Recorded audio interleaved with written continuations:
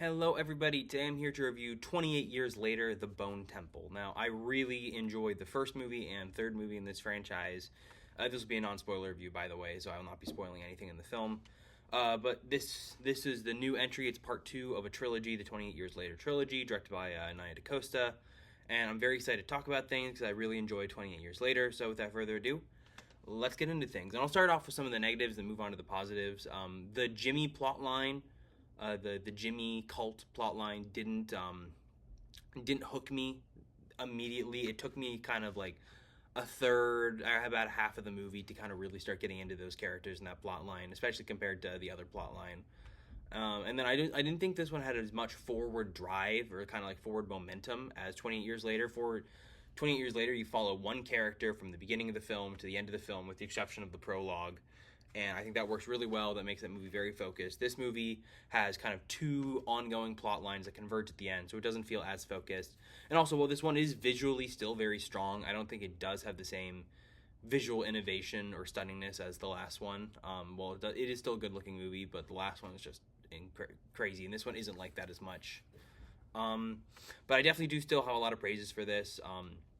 Like any good sequel to 28 Days Later, it innovates by showing new aspects and elements of this world and this disease, and it shows interesting themes about humanity and what they do in an apocalypse like this. It really explores some great themes about cults and faith and the hope for humanity with everything. And I think there's some really cool new stuff they explore. The best part of this comes out in the plot line between Dr. Kelson and Samson, which is incredibly unique and creative and very just generally delightful.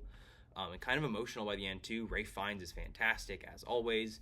The Jimmy cult stuff, like I said, didn't get me immediately at first, but by the end I was very invested, especially with the amazing last 20-30 minutes.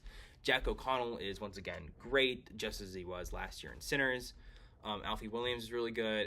Aaron Kellerman's really good, and I really do enjoy what they have to say about cults and people holding on to beliefs to give them meaning in a world like this. I think it's very compelling and powerful.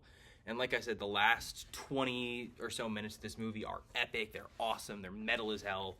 The whole movie can be very dark and real and raw and gritty, and I always appreciate that with these movies. They never hold back.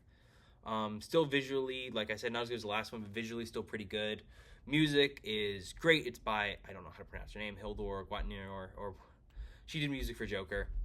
But yeah, great musical score, and the ending does a great job satisfyingly tying up a lot of plot lines while also setting up the third film in the trilogy, which I am so freaking excited for. But yeah, overall I enjoyed this movie. It took a little bit to kick in for me. It didn't have a ton of push forward like the last one did, but whenever it was during the parts I was enjoying, I was having a great effing time, especially with the amazing Ralph Fiennes and everything involving him. So good. I'm so excited for the third one. So I'd give this film an 8.5 out of 10. I really enjoyed it. Coming up later this week is my review of Percy Jackson and the Olympians Season 2. So I hope you guys like the video, and I'll see you all then. Bye for now.